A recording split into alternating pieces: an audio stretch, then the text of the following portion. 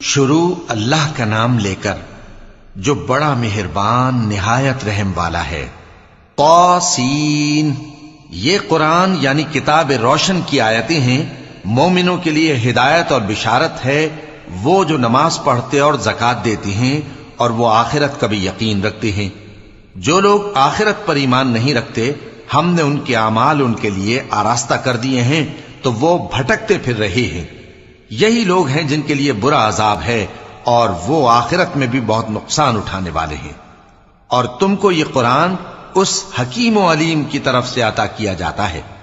جب موسیٰ نے اپنے گھر والوں سے کہا کہ میں نے آگ دیکھی ہے، میں وہاں سے رستے کا پتہ لاتا ہوں یا کوئی شعلہ یعنی ایک انگارہ تمہارے پاس لاتا ہوں تاکہ تم آگ تاپو۔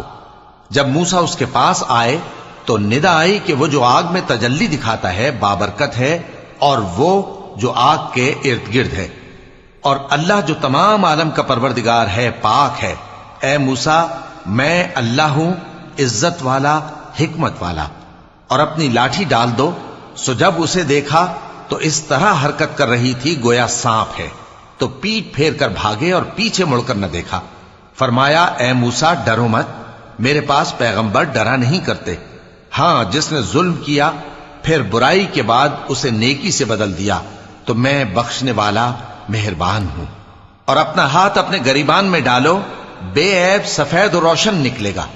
ان 2 معجزوں کے ساتھ جو 9 معجزوں میں داخل ہیں فرعون اور اس کی قوم کے پاس جاؤ کہ وہ بدکردار لوگ ہیں۔ پھر جب ان کے پاس ہماری روشن نشانیاں پہنچیں تو کہنے لگے یہ کھلا جادو ہے، اور بے انصافی اور غرور سے ان کو ماننے سے انکار کیا، جبکہ ان کے دل ان کو مان چکے تھے۔ سو دیکھ لو کہ فساد کرنے والوں کا انجام کیسا ہوا۔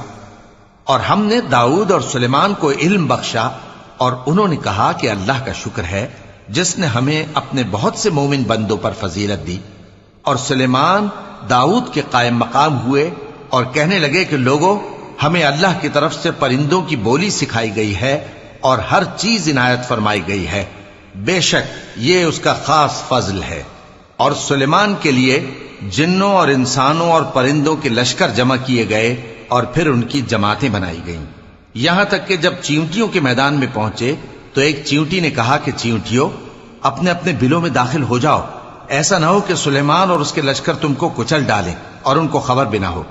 تو وہ اس کی بات سے ہنس پڑے اور کہنے لگے کہ اے پروردگار، مجھے توفیق عنایت کر کہ جو احسان تو نے مجھ پر اور میرے ماں باپ پر کیے ہیں ان کا شکر کروں اور ایسے نیک کام کروں کہ تو ان سے خوش ہو جائے، اور مجھے اپنی رحمت سے اپنے نیک بندوں میں داخل فرما۔ اور جب انہوں نے پرندوں کا جائزہ لیا تو کہنے لگے کیا سبب ہے مجھے ہدہد نظر نہیں آتا؟ کیا کہیں غائب ہو گیا ہے؟ میں اسے سخت سزا دوں گا یا ذبح کر ڈالوں گا یا میرے سامنے اپنی بے قصوری کی واضح دلیل پیش کرے۔ ابھی تھوڑی ہی دیر ہوئی تھی کہ ہدہد آ موجود ہوا اور کہنے لگا کہ مجھے ایک ایسی چیز معلوم ہوئی ہے جس کی آپ کو خبر نہیں، اور میں آپ کے پاس ملک سبا سے ایک یقینی خبر لے کر آیا ہوں۔ میں نے ایک عورت دیکھی کہ ان لوگوں پر حکومت کرتی ہے اور ہر چیز اسے میسر ہے، اور اس کا ایک شاندار تخت ہے۔ میں نے دیکھا کہ وہ اور اس کی قوم اللہ کو چھوڑ کر آفتاب کو سجدہ کرتے ہیں، اور شیطان نے ان کے اعمال انہیں آراستہ کر دکھائے ہیں اور ان کو رستے سے روک رکھا ہے، پس وہ رستے پر نہیں آتے، اور نہیں سمجھتے ہیں کہ اللہ کو جو آسمانوں اور زمین میں چھپی چیزوں کو ظاہر کر دیتا اور تمہارے پوشیدہ اور ظاہر اعمال کو جانتا ہے، کیوں سجدہ نہ کریں؟ اللہ کے سوا کوئی عبادت کے لائق نہیں، وہی عرش عظیم کا مالک ہے۔ چونکہ آیت سجدہ تلاوت کی گئی ہے لہذا سامعین پر سجدہ واجب ہے۔ سلیمان نے کہا اچھا، ہم دیکھیں گے تو نے سچ کہا ہے یا تو جھوٹا ہے۔ یہ میرا خط لے جا اور اسے ان کی طرف ڈال دے، پھر ان کے پاس سے ہٹ جانا اور دیکھنا کہ وہ کیا جواب دیتی ہیں۔ ملکہ نے کہا کہ دربار والو، مجھ تک ایک نامہ گرامی پہنچایا گیا ہے، وہ سلیمان کی طرف سے ہے، اور مضمون یہ ہے کہ شروع اللہ کا نام لے کر جو بڑا مہربان نہایت رحم والا ہے، بعد اس کے یہ کہ مجھ سے سرکشی نہ کرو اور مطیع و فرما بردار ہو کر میرے پاس چلے آؤ۔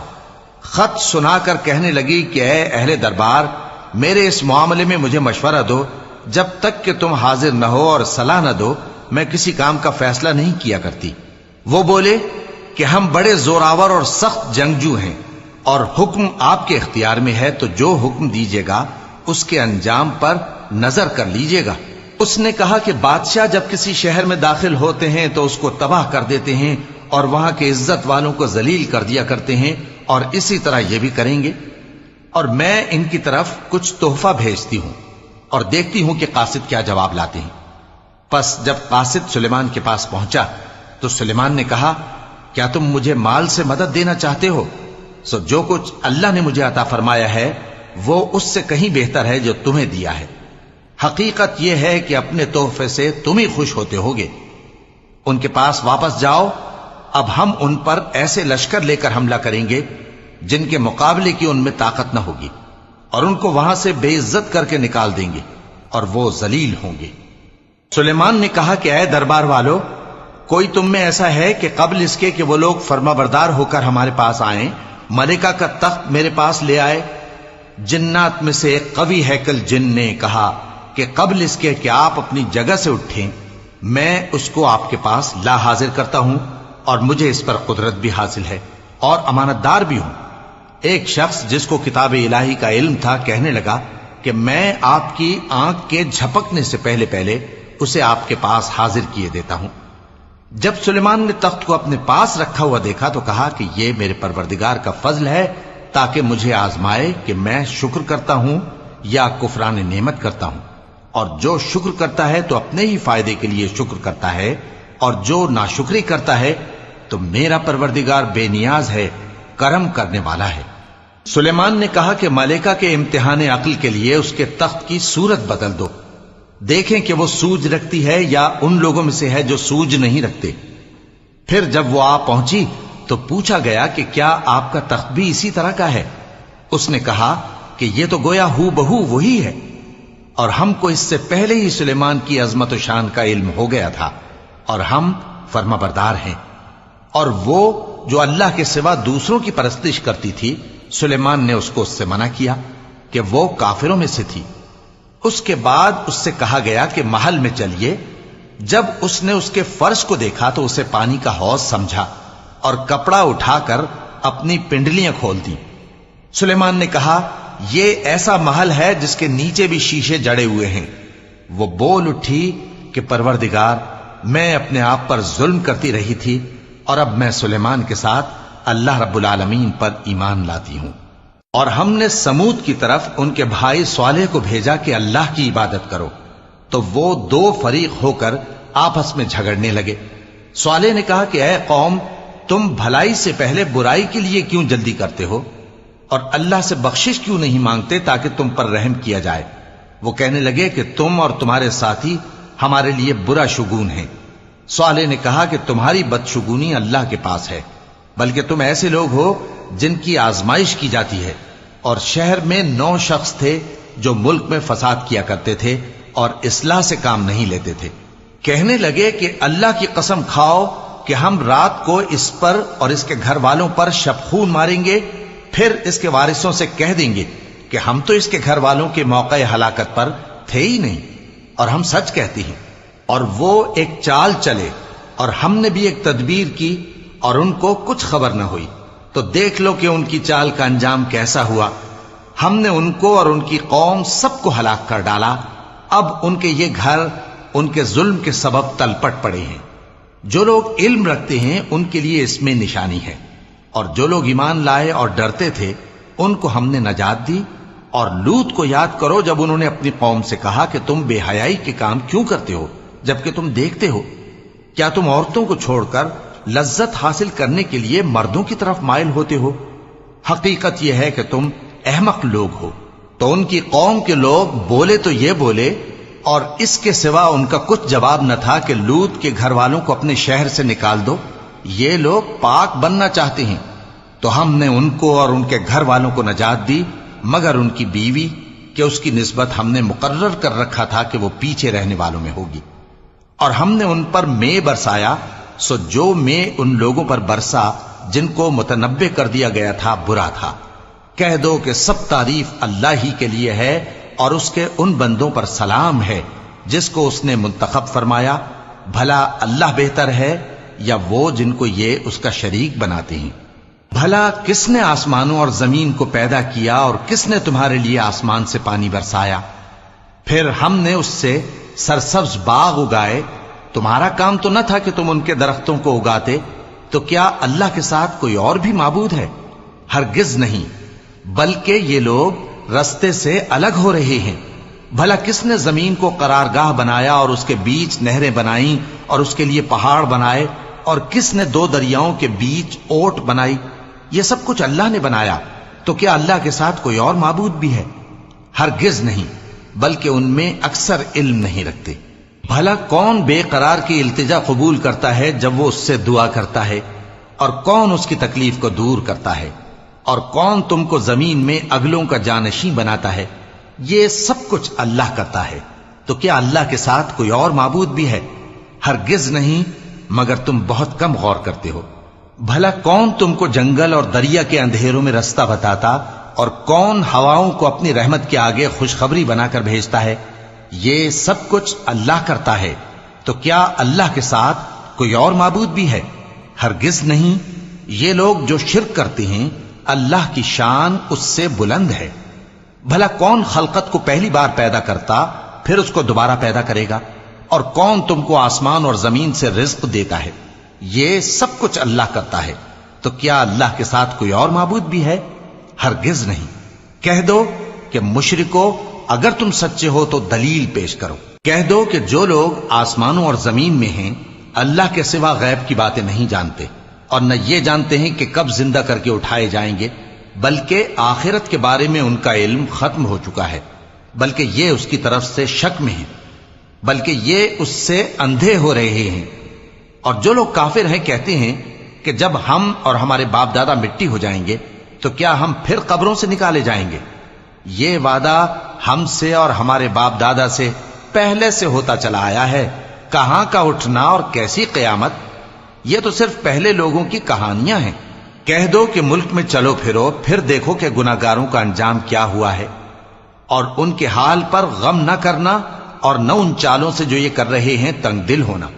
اور کہتے ہیں کہ اگر تم سچے ہو تو یہ وعدہ کب پورا ہوگا؟ کہہ دو کہ جس عذاب کے لیے تم جلدی کر رہے ہو شاید اس میں سے کچھ تمہارے نزدیک آ پہنچا ہو، اور تمہارا پروردگار تو لوگوں پر فضل کرنے والا ہے، لیکن ان میں سے اکثر شکر نہیں کرتے۔ اور جو باتیں ان کے سینوں میں پوشیدہ ہوتی ہیں اور جو کام وہ ظاہر کرتے ہیں، تمہارا پروردگار ان سب کو جانتا ہے، اور آسمانوں اور زمین میں کوئی پوشیدہ چیز نہیں ہے مگر یہ کہ وہ ایک کتاب روشن میں لکھی ہوئی ہے۔ بے شک یہ قرآن بنی اسرائیل کے سامنے اکثر باتیں جن میں وہ اختلاف کرتے ہیں بیان کر دیتا ہے، اور بے شک یہ مومنوں کے لیے ہدایت اور رحمت ہے۔ تمہارا پروردگار قیامت کے روز ان میں اپنے حکم سے فیصلہ کر دے گا، اور وہ غالب ہے، علم والا ہے۔ تو اللہ پر بھروسہ رکھو، تم تو صاف حق پر ہو۔ کچھ شک نہیں کہ تم مردوں کو بات نہیں سنا سکتے، اور نہ بہروں کو جبکہ وہ پیٹ پھیر لیں آواز سنا سکتے ہو، اور نہ اندھوں کو گمراہی سے نکال کر رستہ دکھا سکتے ہو۔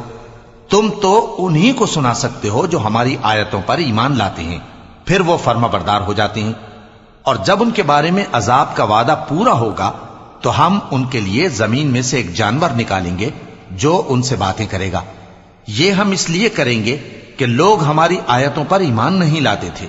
اور جس روز ہم ہر امت میں سے ایک بڑے گروہ کو جمع کریں گے جو ہماری آیتوں کی تکذیب کرتے تھے، پھر ان کی جماعت بندی کی جائے گی، یہاں تک کہ جب سب آ جائیں گے تو اللہ فرمائے گا کہ کیا تم نے میری آیتوں کو جھٹلا دیا تھا، حالانکہ تم نے اپنے علم سے ان کا احاطہ تو کیا ہی نہ تھا؟